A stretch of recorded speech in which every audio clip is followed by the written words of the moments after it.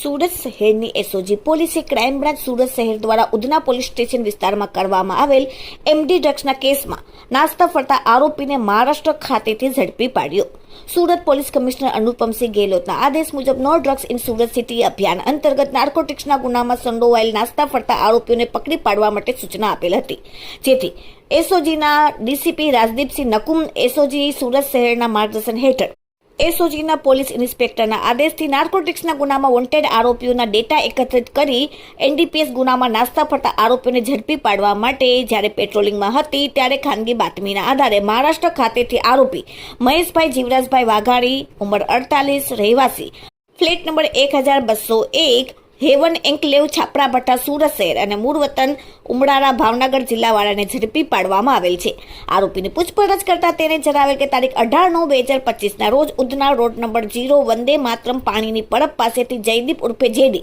તથા જીગર સાવલિયાને DCB police દ્વારા 27.110 ગ્રામ MD drugs સાથે ઝડપી પાડવામાં આવેલ, જે ગુનામાં પોતે વોન્ટેડ હતો, જેથી પોલીસ પકડથી તારવા માટે નાસ્તો ફરતો હતો। હાલમાં પોલીસે તેમને પકડીને આરોપી વિરુદ્ધ કાયદેસરની કાર્યવાહી કરીને તપાસ અર્થે ઉધના પોલીસને સોંપેલ છે। Bureau report, daily India TV, Surat.